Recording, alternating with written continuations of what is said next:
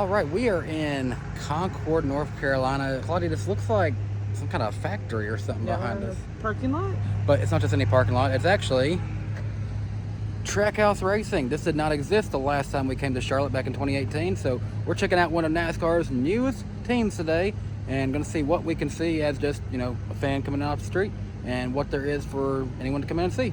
This is the old Chip Ganassi Racing building, of course, but it looks really nice, especially with the Trackhouse logos on it. There's so many trophies for such a young team in here, Claudia.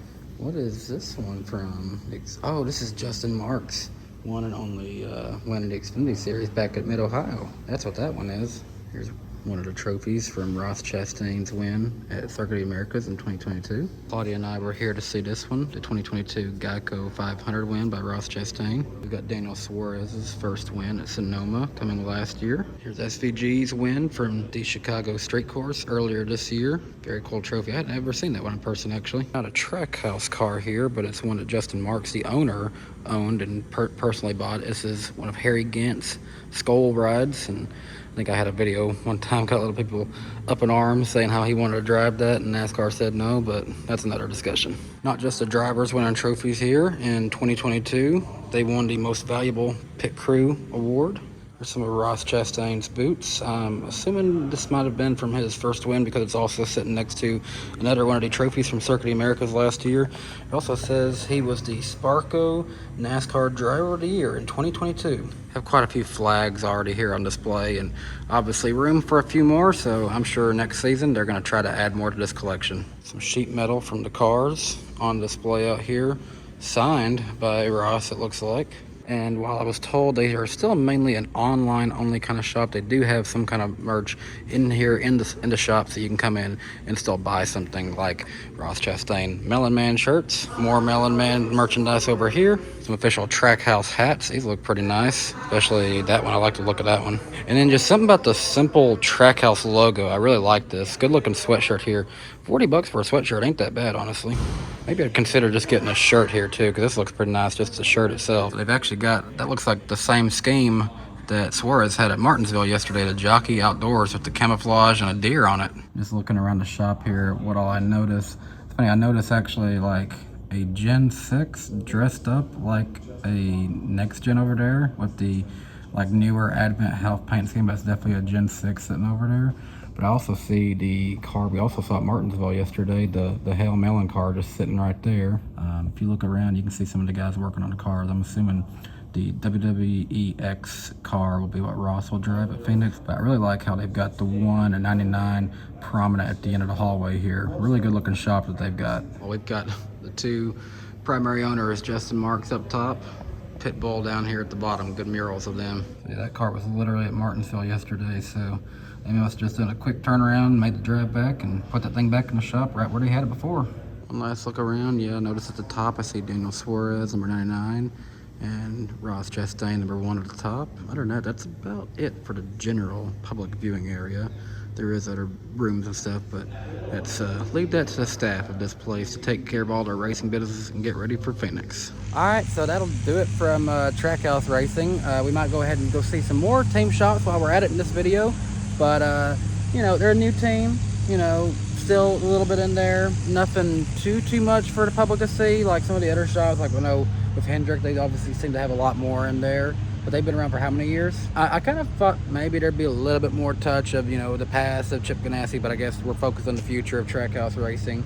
But, that'll do it from here at Trackhouse. So, yeah, very modern facility. Very modern facilities. And I caught a glimpse, I didn't want to film it, but I caught a glimpse of their offices, and very nice. I even noticed like a NASCAR pinball machine back there that I thought was interesting. But overall, really nice facility. We'll leave it to them to get ready for Phoenix, and then they'll get ready for Daytona after that, I'm sure. Goodbye, Trackhouse. Next up is RFK Racing. Next up on our list of shops is RFK Racing, formerly Roush Racing, formerly Roush Fenway Racing, now co-owned by Brad Kozlowski. It is RFK Racing, and they have won a total of 4 races since becoming RFK, all by Chris Buescher. But so far, this looks like a much bigger shop than what we saw over at Trackhouse Racing. So There was like a whole other building that as soon as we pulled in. So Yeah. hopefully we're at the right spot. they had a whole other building. I think we're in the right spot. So we're going to see what we can see here at RFK now. There should be a lot of history here compared to the last shop we were at. Correct. All right, we've got this sign here. It says where to go. Corporate offices don't need in there per se, but the gift shop museum is also over there. So we can go to the left. As soon as we walk in, we're greeted by a Matt Kenseth car. You know someone who works at RFK who's with someone who's also at Lionel. I'm not surprised to see a Boston Red Sox train in here in RFK. Beautiful display here of Chris Buescher's first win, and me and Claudia, we were there for that.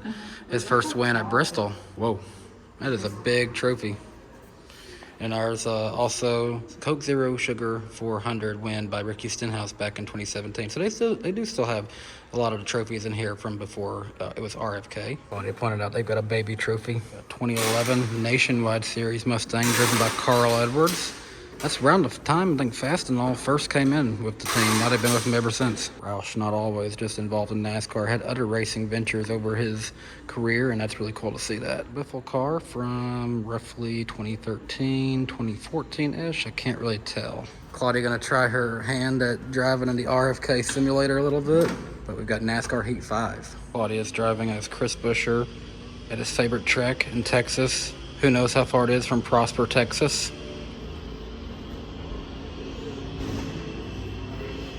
A lot of museum pieces in here showcasing the entire history of the team. With some really cool objects in here, including another boxing type championship that we saw.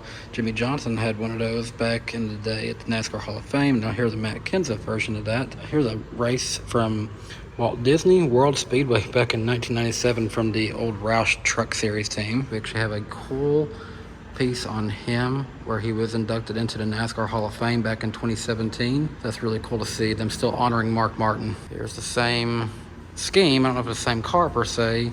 The same scheme that Matt Kenseth won his second Daytona 500 in back in 2012. Similar area over here to honor Matt Kenseth where he was inducted into the NASCAR Hall of Fame in 2023.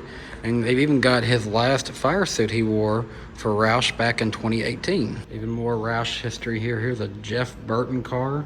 And I know his son Harrison has also recently ran a throwback to this look too. That car is also here to honor Jeff Burton, longtime member of Roush's history here. Cool area to commemorate Castrol's partnership of the team. Some of their fire suits as well in here. Images of their partnership of RFK. But things haven't always just been good times and wins here for RFK. I have some scary moments from RFK's history. This is Chris Buescher's flip from the 2022 Coke 600. Just come out of nowhere, seemingly hit something in the grass and the car went tumbling. And then this mangled up mess here is the 2005 ARCA car driven by Todd Kluver.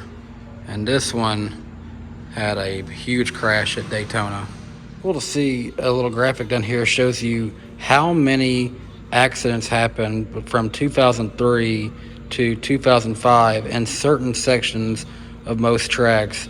And it really just shows you with this TV here highlighting some of the crashes from over the years of Roush cars. You know, they really want to, emphasize how dangerous the sport is. So I do find it nice that, most teams maybe try to hide, accidents from the past. They're still acknowledging how dangerous the sport truly is. We have Mark Martin's car from when he made his 500th consecutive start back in the days of the Winston Cup era with a specially gold painted Viagra car. Mark didn't come out too clean in that race. Little fender bender back here. Roush shut down their Truck Series program at the end of 2009, if I'm not mistaken. But here's one of their more familiar looking trucks, the number 6, driven by Mark Martin back in 2006 with the Scott's Miracle Grow brand on it. And there's just so many pictures of wins from just well over the years. Here's David Reagan back 2009 Talladega Nationwide Series. Also 2009 David Reagan won Bristol that year. Carl Edwards first made the backflip famous in NASCAR. Brad Keselowski's King's Hawaiian fire suits on display. The mannequin for some reason looks like it's about to reach out and grab me though.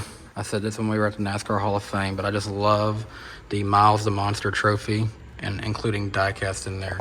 That one ended up being autographed by the winner, Greg Biffle. Some more of the team's trophies over the years, including some of the old Coors Light Pole Awards. For some reason, I still associate Coors Light being with the Pole Award, and still miss it being called that. Even more trophies from over the years from the Busch Nationwide Xfinity Series, including a pole award for Travis Pastrana back in the day at Talladega Superspeedway. Of course, we've got the fan shop in here with all the merch you can possibly think to get from the folks at RFK to represent Brad, Chris, and even some of their historic moments like this Mark Martin diecast. A Fastenal vending machine. What could possibly be in there? 164s, of course. Plenty of official team hats on sale here as well. I do not remember Travel Centers of America being on with them, but I guess they are. Goodbye for now, RFK. Claudia, what did you think of RFK's shop? Well, because they're an older team, there's a lot more historical things, but on the other side, you can't see the new stuff. You can't see the shop, they said. So, I don't know. It's like the last one you saw the shop, no really memorabilia stuff, like, you know, trophy. There's not a lot of whole things to see. Here, there's a whole lot of things. You can't see the shop, so I don't know. We need to go to one that has a good mixture of both. Just want to point out, I did talk to a guy who was working in the RFK shop, and he did say that whenever they're doing pit road practice, they do let people watch that. They're not currently doing that right here, right now. They did have an area where you could come in and see the shop as a public viewing area. He just said right now it's closed to the public. So don't think that you can't always come see more. Just for now, it wasn't available when we were here. The adventure continues. We have found our way to Stewart-Haas Racing. Claudia, is this going to be sad seeing the Kevin Harvick stuff, knowing he's got one more race? Yeah, we'll probably see the last Kevin Harvick car. Yep. As soon as we walk in here, there is instantly a lot to look at. Even cool over here, we've got some of the Xfinity stuff. Cole Custer's going to be racing for the Xfinity Series Championship next weekend. Got his Haas Ford Mustang right next to the Riley Herbst throwback over here. That's really cool to see that one. Ryan Preece regular, but beside of it, we've got Ryan Preece Ricky Bobby edition from Talladega. Then while we've got Chase Briscoe regular, there's also Cal Naughton Jr. Chase Briscoe from Talladega. Cool moment for Stewart-Haas Racing. Their Daytona 500 winning car from 2018 with Kurt Busch on display. Still got the full confetti and everything on it with signatures from the team from their big win. It's even got the grass patch on the front, like so it was there. Oh yeah, because that come off of it, so that's pretty cool. They kept that on there. That is the last paint scheme Kevin Harvick will run. Pretty cool to see Busch not necessarily on it. Instead it says Harvick on there. Instead of having Harvick on it, it ordinarily has the Busch light colors, but for a one-off race at Homestead, Miami, where he won his 2014 championship, Kevin Harvick did run this classic Budweiser paint scheme, and in my opinion, that's probably one of my favorite Budweiser paint schemes of all time. It was cool to see it hit the track one more time. Of course, much like every other team, several trophies on display from this team's winning history in the history of NASCAR. I see the 2014 Champion Owner Trophy presented to Tony Stewart and Gene Haas for Kevin Harvick's 2014 championship.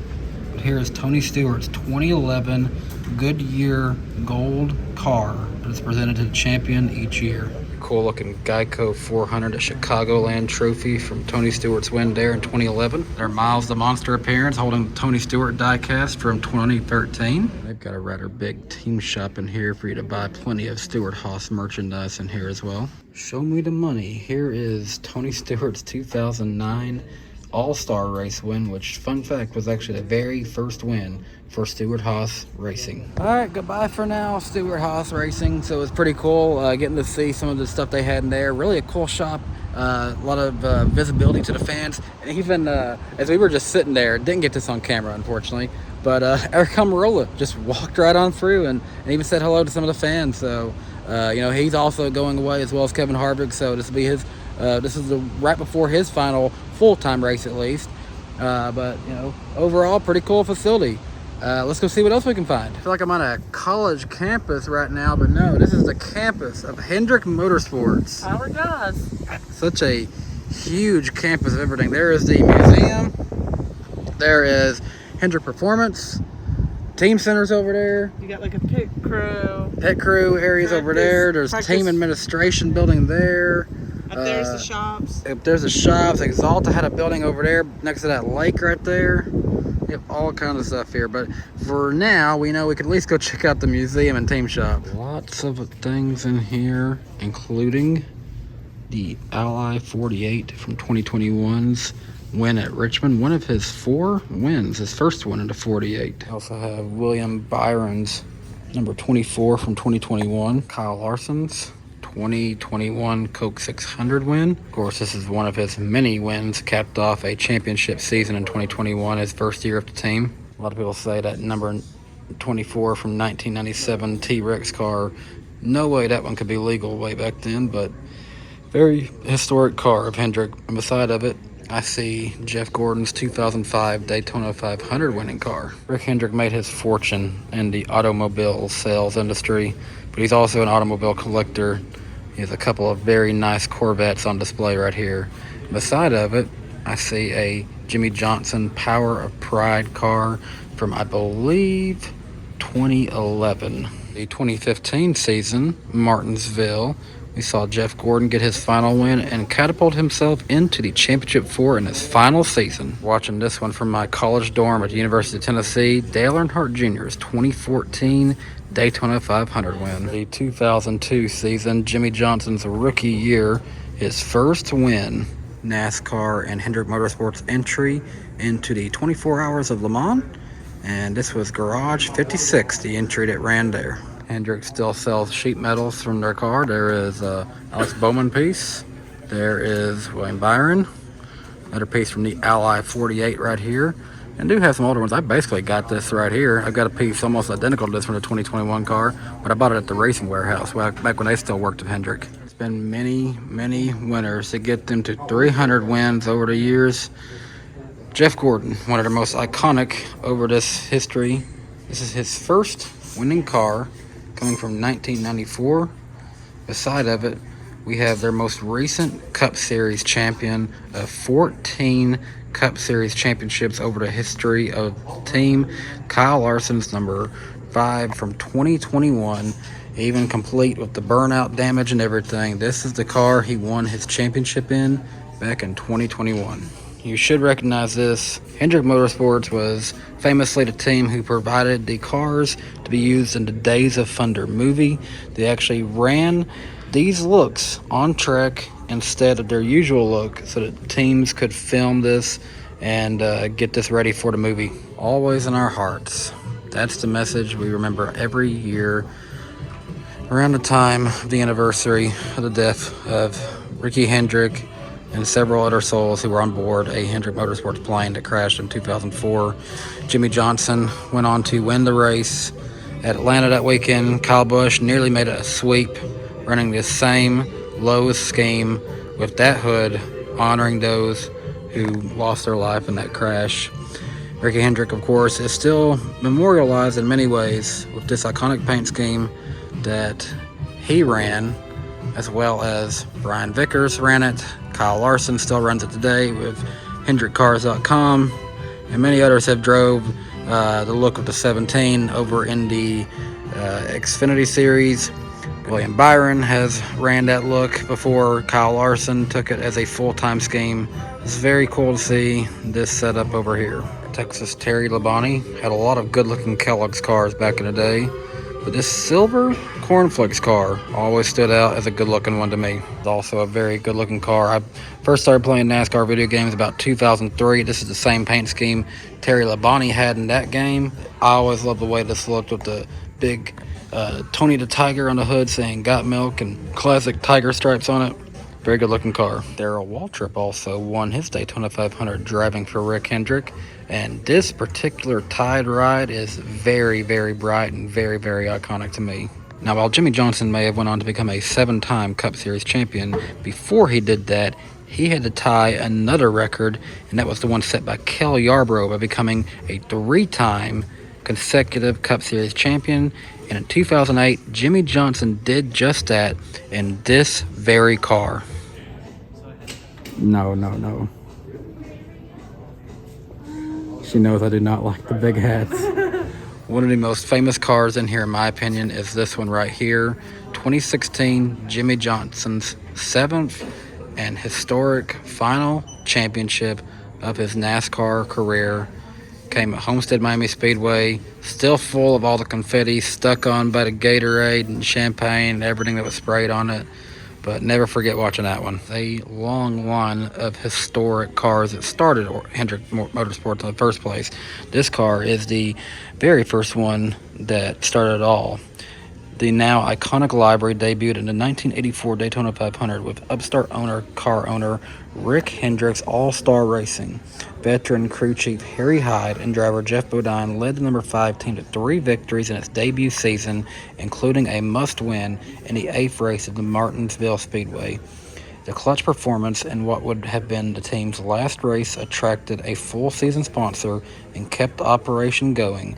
In 1985, the team was renamed to Hendrick Motorsports. Because of the success gained during the 80s, Hendrick Motorsports first began building their own in-house chassis in 1989, and this is that exact very first chassis built in-house by the team at Hendrick Motorsports. And beside of it is the last in-house chassis produced by Hendrick Motorsports in 2021. Now at the next gen card, we've gone away from in-house chassis being built by the teams. They're now being produced by other suppliers who send them into all the teams.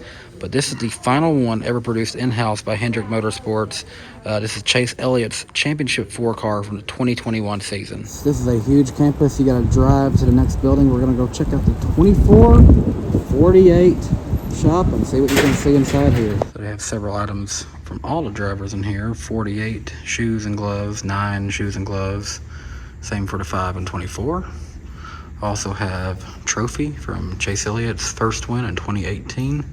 Several items from that, including the flag. Before the quest for 300 wins, they were on the quest for 200 wins. Jimmy Johnson was able to accomplish that. Johnson also got them to 150 wins, but it was Jeff Gordon in 2001 who got them to their first 100 victories. And we've got a fire suit from each of the 400 drivers in here. Alex Bowman, William Byron's Raptor, Chase Elliott's Napa scheme, and Kyle Larson's HendrickCars.com fire suit. And probably on display, we've got the 24 and 48 primary paint schemes of the Raptor design and the Ally Chevrolet. Now, actually, it's funny, I remember last time I was here seeing the cars on display, but they were actually using old Chevy SS cars instead of the Camaros that they had just switched to in 2018 when we were last here. Several trophies on display, including this one, the 2021 Kyle Larson win at the Ally 400, the very first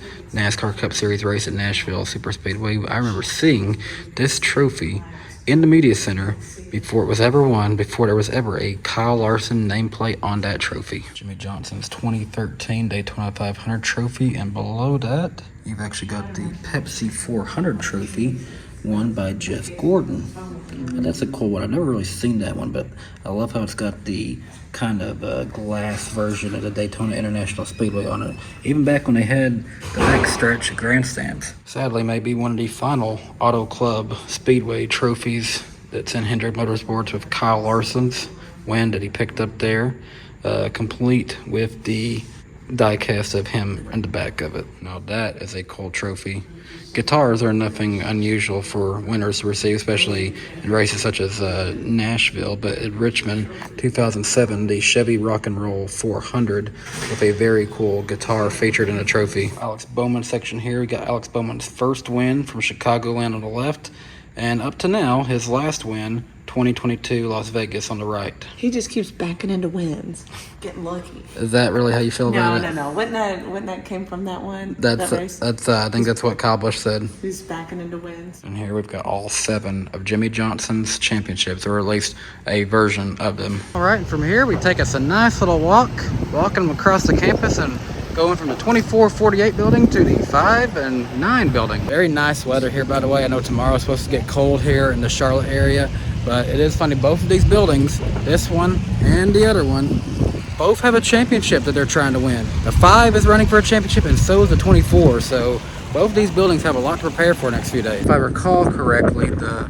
the 5 and 9 building has a little bit more openness of you where you can actually see stuff happening on the inside. Well, unfortunately, this one's locked up. You can only see the 24 and 48 building where you can't see the cars. So, but I get it. Lots going on, preparing for a championship. So just know if you try to come here, can't go check out this building. All right, well, Claudia, unfortunately, couldn't go in and see both the buildings here at Hendrick Motorsports, but this is such a huge campus. What is your overall thoughts on this campus versus all the others we've seen today? Yeah, keyword campus. It is huge. There's multiple buildings versus a lot of the other ones has just been like, there it is. RFK had 2 spots, so I was like, well, we're moving up, and this has definitely been the biggest one we've been to. Yeah, so many cars on display. So many cars on display. Overall, you know, loved all the shops. They each had some cool things to it. Trackhouse being the newest, definitely probably, you know, you go in and you go out, probably the quickest in my opinion. Overall, that's, you know, we got to see 4 different team shops in one day.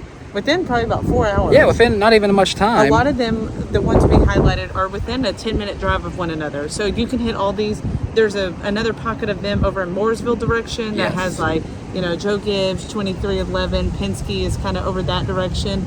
So we hit all the ones that are closest to Charlotte Motor Speedway in the Concord area. Really cool to see all these buildings. They're all doing all kinds of good work here, getting prepared for the end of the season and also the start of next year for some of these teams. Are focused on Daytona already. I'm sure the 48 is trying to find a way they can get on the pole again there at Daytona. Them and the 9. Them and the 9.